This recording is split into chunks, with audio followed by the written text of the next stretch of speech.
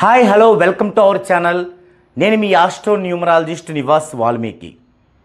ఈరోజు ఈ వీడియోలో టాపిక్ ఏంటంటే మనకి చాలా ప్రధానమైనది నేమ్ కరెక్షన్ తరువాత నేమ్ కోర్సుని ఎలా రాయాలి, అంటే నేమ్ కోర్సుని ఎలా రాస్తే మనకి చాలా తొందరగా పాజిటివ్ క్యారీ అవుతుంది, ఆ కోర్సు రాయడంలో మనం తీసుకోవాల్సిన జాగ్రత్తలు ఏమిటి.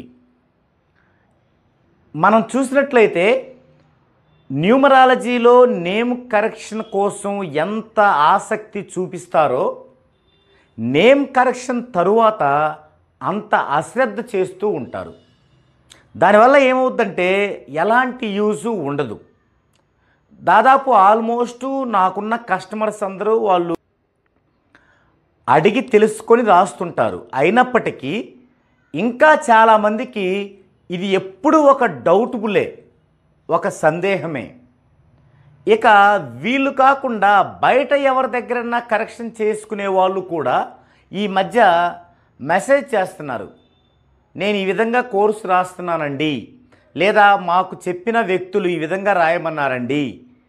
ఇంకా దారుణం ఏంటంటే ఉదయం సాయంత్రం కూడా రాసేవాళ్ళు కూడా నాకు తారసపడ్డారు.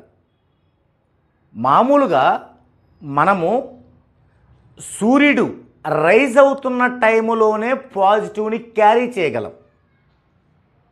సన్సెట్లో మనం పాజిటివ్ని క్యారీ చేయలేము, నెగిటివ్ ఫుల్ ఫామ్ అయింది.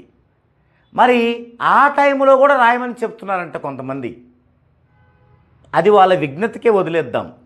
అయితే ఈ యొక్క అందరి ఇలాంటి సందేహాలన్నీ తీరి మీరు చాలా ఫాస్ట్గా పాజిటివ్ని క్యారీ చేయాలంటే అసలు నేమ్ కరెక్షన్ తరువాత కోర్సుని ఏ విధంగా రాయాలి అనేది ఈ వీడియోలో చూద్దామండి. మనం కనుక గమనించినట్లయితే name correction, name change, name deciding,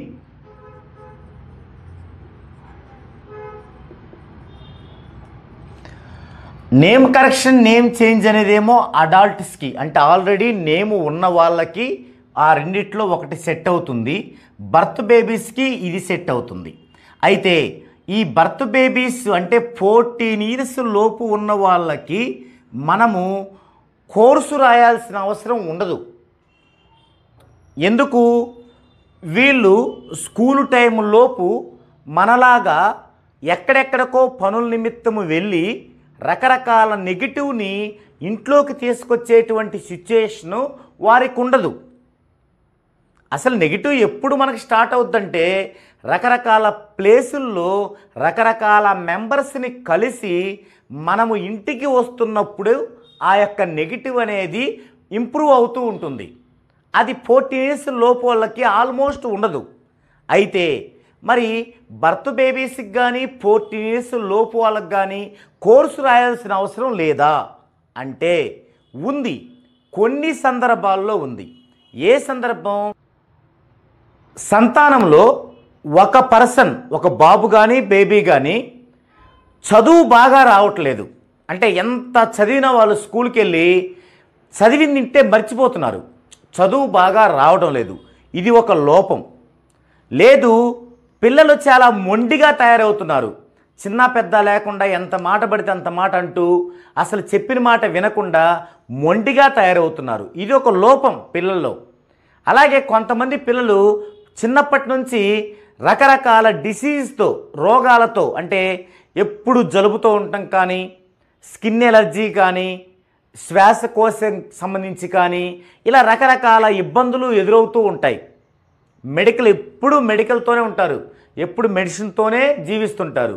ఇలాంటిది ఒక లోపం. ఇలాంటి లోపాలని మీరేదైనా గుర్తించినట్లయితే పిల్లల్లో వారికి కూడా కరెక్షన్ తర్వాత లేదా డిసైడింగ్ తర్వాత కోర్సు రాయాల్సిందే. మరి వాళ్ళు రాయాలా అంటే నో. 14 ఇయర్స్ లోపు వాళ్ళు ఏకాగ్రతని పెట్టలేరు, లేదా వారు రకరకాల పనుల్లో అంటే చదువు నిమిత్తం వారికి టైం కుదరదు. అందుకని వారి ఫ్యామిలీ మెంబర్స్లో ఎవరైనా రాయొచ్చు. ఎందుకంటే వారిని బాగా అమితంగా ఇష్టపడేది ఫ్యామిలీ మెంబర్సే కాబట్టి వారి ఫ్యామిలీ మెంబర్స్ రాసినా కూడా యాజ్ ఇట్ ఈజ్ వారు రాసినప్పుడు ఉండేటువంటి ఉపయోగమే ఖచ్చితంగా ఉంటుంది. కాబట్టి ఈ యొక్క నేమ్ డిసైడింగ్లో 14 ఇయర్స్ లోపు పిల్లలకు యాక్చువల్గా అవసరం లేదు కోర్సు రాయటం. మనం కనుక వారి పట్ల ఏదైనా లోపం ఉన్నట్లు గుర్తించినట్లయితే మాత్రం ఖచ్చితంగా రాయాల్సిందే. ఓకే, సరే. ఇప్పుడు నెక్స్ట్ అసలు కోర్సు ఎలా రాయాలి? ఇక్కడ కోర్సు అనేది ఏంటంటే ఒక యజ్ఞం లాంటిది. అంటే పూర్వపు కాలంలో మహర్షులు చేసిన తపస్సులో ఎంత ఏకాగ్రత ఉందో అలాంటి ఏకాగ్రతను ఉండాల్సినటువంటి సిచ్యుయేషన్ కోర్సుది. కాబట్టి ఫస్ట్ కోర్సు రాసే వాళ్ళకి ఏముండాలంటే ఏకాగ్రత ఉండాలి. అంటే ఏదో రాస్తున్నాము కదా అని మొక్కుబడిగా రాయటము కాకుండా ఒక కాన్సన్ట్రేషన్ ఉండాలి, ఏకాగ్రత ఉండాలి. ఇది ఫస్ట్ క్వాలిఫికేషన్ రాయాలంటే, త్వరగా పాజిటివ్ క్యారీ అవ్వాలంటే. ఇక రెండోది టైం పంక్చువాలిటీ ఉండాలి. టైం పంక్చువాలిటీ అంటే ఒక టైంకు రాయటం మొదలు పెడితే కోర్స్ అంతా అదే టైం రాయాలి. ఫర్ ఎగ్జాంపుల్ మనం 7:10కి స్టార్ట్ చేసాం ఉదయం, డైలీ 7:10కే రాయాలి. ఎంతవరకు ఉంది ప్రిఫరెన్స్ అంటే దీంట్లో 2 నిమిషాలు అటు ఇటు, అంటే 7:08కి రాసినా ఓకే, 7:12కి రాసినా ఓకే. ఇది మించి 7:13కు రాయాల్సి వచ్చింది అనుకోండి, నో, అది నో యూస్. అక్కడితో దాన్ని ఆపేయాలి. ఆపి మరలా కోర్సు స్టార్ట్ చేయాలి. ఒకవేళ మీరు 50 సార్లు రాయాలి, 47 సార్లు రాశాక 48వసారి మిస్టేక్ జరిగిందనుకోండి, ఆ కోర్సు ఆపేయటమే. అంటే ఆ కోర్సు అప్పుడు దాకా రాసినంత వేస్టేనా అంటే వేస్ట్ కాదు, దాని ఫలితం అనేది ఉంటుంది. కానీ మీరు రాసే కోర్సు లిస్టులోకి అది రాదు, అది కోర్సు లిస్టులో కౌంటబుల్ కాదనమాట. ఓకే, కాబట్టి ఇక్కడ ఏకాగ్రత ఫస్ట్, రెండోది పంక్చువాలిటీ. ఇక మూడో పాయింట్, చాలా ముఖ్యమైన పాయింట్ ఏంటంటే ఈ నేమ్ రాసే టైంకి మీరు పరిశుభ్రంగా ఉండాలి. కాలకృత్యములు ఘన పదార్థము తీసుకోకుండా స్నానాలు ముగించి ఫ్రెష్గా రాయాలి. ఎందుకు రాయాలంటే ఈ యొక్క ఏకాగ్రతకి పంక్చువాలిటీకి లింక్ అది. మనం అది గనక లేదనుకోండి, మీరు నిద్రపోతూ లేస్తారు, 7:10కి రాయాలి, 6:30కి లేస్తారు, అయ్యో ఇంకా 40 నిమిషాల టైం ఉందిగా అని మళ్ళీ పడుకుంటారు. ఖచ్చితంగా 7:10కి లేస్తారు. లేచి ఏం చేస్తారు? నిద్ర మొంపుతో రాస్తారు, ఏదో మొక్కుబడిగా రాస్తూ ఉంటారు. దానివల్ల ఎలాంటి యూజ్ అనేది ఉండదన్నమాట. కాబట్టి ఈ 3 విషయాలని మీరు గమనించాలి. ఏకాగ్రత, పంక్చువాలిటీ, తర్వాత పరిశుభ్రత, ఈ 3 కూడా గమనించాలి. అయితే కంటిన్యూటీ విషయంలో కూడా మరి ఒక్కొక్కసారి 50 రోజులు మనం రాయాలనుకోండి, 45 రోజులు రాసిన తర్వాత 46వ రోజు మీకు ఏదన్నా ఊరి ప్రయాణం పడుతుంది ఆ టైంలో, మరి అప్పుడు ఎట్లా అంటే ఇప్పుడు 7:10కి రాయాలి, కానీ మీరు 6ంటికే స్టార్ట్ అవ్వాలి. ఊరికి స్టార్ట్ అవ్వండి. 7:10 అయ్యేసరికి మీరు ఎక్కడ ఉంటారు? ఉంటే రోడ్డు మీద ఉంటారు, లేదంటే బస్సులో ఉంటారు, లేదా బస్ స్టాండ్లో ఉంటారు, లేదా మీరు ఎక్కడికి వెళ్ళాలో వెళ్ళి వాళ్ళ ప్లేస్లో ఉంటారు, అంతే కదా. అక్కడ ఆ క్షణంలో కూర్చొని రాసేయండి. అది రోడ్డు అయితే రోడ్డు పక్కన కూర్చోండి, బస్ స్టాండ్ అయితే బస్ స్టాండ్లో కూర్చోండి, బస్సు అయితే బస్సులోని రాయండి. ఇక్కడ రాయటం ప్రధానం, కానీ గుండ్రంగా రాయటం, నీట్గా రాయడం ప్రధానం కాదు. ఎందుకంటే ఒక్కొక్కరికి బాగా కుదురుతుంది, ఒక్కొక్కరికి రైటింగ్ కుదరదు. అది ప్రధానం కాదు. ఆ టైంకు రాశామా లేదా అన్నదే ప్రధానమైనటువంటి విషయం. ఒక్కోసారి మీరు ఒక బుక్ పెట్టుకుంటారు, మరి ఆ బుక్ మర్చిపోతారు ఇంట్లో, మరి అప్పుడు ఎట్లా? అప్పుడు మీరు ఒక రఫ్ పేపర్లో రాయొచ్చు, ఎలాంటి చిత్తు పేపర్ అయినా రాయొచ్చు. బయటికి వెళ్ళినప్పుడు రాసి అది అక్కడే పడేయచ్చు. అయితే సాధ్యమైనంత వరకు ఆ పడేయటం అనేది ఏదన్నా పారుతున్న నీటిలో వేస్తే బాగుంటుంది. లేదా ఇంటికి తీసుకొచ్చి మనం అన్నీ అయిపోయిన తర్వాత అన్ని బుక్స్తో పాటు ఒక పారుతున్న నీటిలో వేస్తే మనకి దోషం ఉండదన్నమాట. ఓకే, మరి ఇక ఎలా రాయాలి, దేనిపైన రాయాలి అంటే రోలర్ నోట్స్ పనికిరాదు. White notes, long note book పెట్టుకోవాలి. ఆ నోట్స్లో పేజీకి ఫ్రంట్ వైపున రాయాలి, బ్యాక్ రాయకూడదు. ఆ ఫ్రంట్ వైపును కూడా 22, 23, 24 ఈ లైన్స్ కంటే మించకూడదు. అంటే పేపర్ ఉంది కదా అని ఒక 30 సార్లు రాయకూడదు, ఇరిగిచ్చి రాయకూడదు. 22 ఫ్రీగా ఉంటుంది, లేదంటే 23, 24 అంతకు మించి వెళ్ళకూడదు. కొంతమంది ఏం చేస్తారంటే ఇప్పుడు 55 సార్లు రాయాలనుకోండి, వాళ్ళు ఏమనుకుంటారు, ఒక పేజీలో 23 సార్లు రాశారు, మరి రెండో పేజీలో 23 సార్లు 46 అయిపోయింది, ఇంకా 9 ఉంటుంది, మూడో పేజీలు రాయాలి. ఆ రాసి ఆ పేజీ వేస్ట్ అయిపోయింది, వేస్ట్ కానివ్వండి, దానిలో కంటిన్యూషన్ చేయకూడదు. అందుకు కొంతమంది ఏం చేస్తారంటే 55ని మొదటి పేజీలో ఒక 30 సార్లు రాస్తారు, రెండో పేజీలో 20 సార్లు రాస్తారు, ఈకిచ్చికిచ్చి రాస్తారు. రాయకూడదండి. అలా రాసినందువల్ల మీకు పాజిటివ్ అనేది బాగా డిలే అవుద్ది, లేట్ అవుద్ది. కాబట్టి లాంగ్ వైట్ నోట్ బుక్ పెట్టుకోవాలి. ఇంకా కొంతమందికి ఏ కలర్ పెన్నుతో రాయాలి అనే సందేహం కూడా ఉంది. ఇక్కడ ఏ కలర్ పెన్నుతో అయినా రాయొచ్చు, ఒక్క రెడ్ తప్ప. ఇక్కడ మీకు మీ యొక్క లక్కీ కలర్తో సంబంధం లేదు, ఏ కలర్తో అయినా రాయొచ్చు. కానీ జనరల్గా అందరూ రాసే బ్లూ కలర్తో రాయటమే కరెక్ట్ అన్నమాట. ఓకే, మనం ఏ బుక్ మీద రాయాలో చూసుకుందాం, ఏ పెన్ను ఉపయోగించాలి, టైం టు టైం ఎలా మెయింటైన్ చేయాలి. ఒకవేళ మీరు బయటకు గనక వెళ్ళినప్పుడు, ప్రయాణాల నిమిత్తం వెళ్ళినప్పుడు మరి అప్పుడు ఏం చేయాలి అనేది కూడా చెప్పుకున్నాం. ఒక్కొక్కసారి 2-3 రోజులు జర్నీలో ఉంటారు.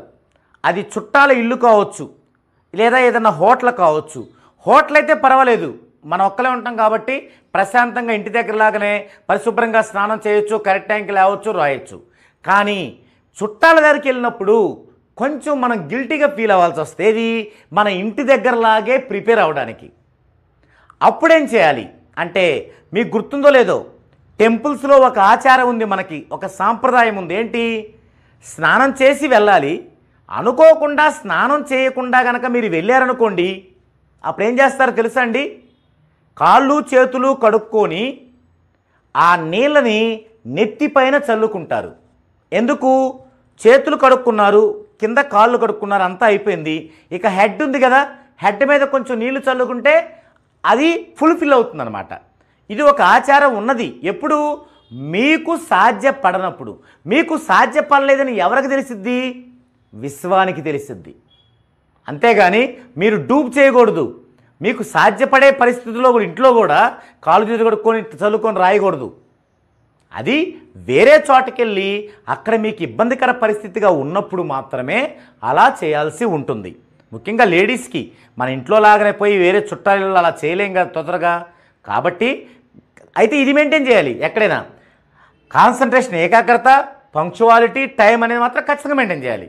వాళ్ళకి చెప్పండి నాకు పని ఉందని, లేదా దూరంగా కూర్చోండి, లేదా బయటకి ఏదైనా పార్కులో కూర్చోండి, చెట్టు కింద కూర్చోండి, కానీ అది మాత్రం ఖచ్చితంగా చేయాల్సి ఉంటుంది. ఈ విధమైనటువంటి అన్ని జాగ్రత్తలు తీసుకుంటూ మీరు కనుక నేముని, మీ యొక్క 14 డైమెన్షన్స్లో ఉన్న నేముని మీరు రాసినట్లయితే ఖచ్చితంగా వారం రోజుల్లో రిజల్ట్ మీరు చూస్తారు. వారమే వారం. అయితే చాలామంది చేసే ఇంకొక మిస్టేక్ ఏంటంటే అంత పగడబందీగా రాస్తారు కరెక్ట్గానే, కానీ వాళ్ళు రెగ్యులర్గా చేసేటువంటి వాళ్ళ జీవనోపాధి కోసం చేసే పనిని చేయరు. ఫర్ ఎగ్జాంపుల్, ఒకరికి ఏదో అప్పు ఉంది, ఆ అప్పు తీరాలని చెప్పేసి కరెక్షన్ చేసుకున్నారు, బాగుంది, రోజు పర్ఫెక్ట్గా రాస్తున్నారు. మరి అప్పు తీరడానికి ఏం చేయాలి? ఏదైనా పని చేయాలి కదా, అది చేయరు. అది చెయ్యాలి. మనం చేస్తున్న పని చేస్తుంటే ఇది మనకి ఫెచ్చింగ్ అవుద్ది.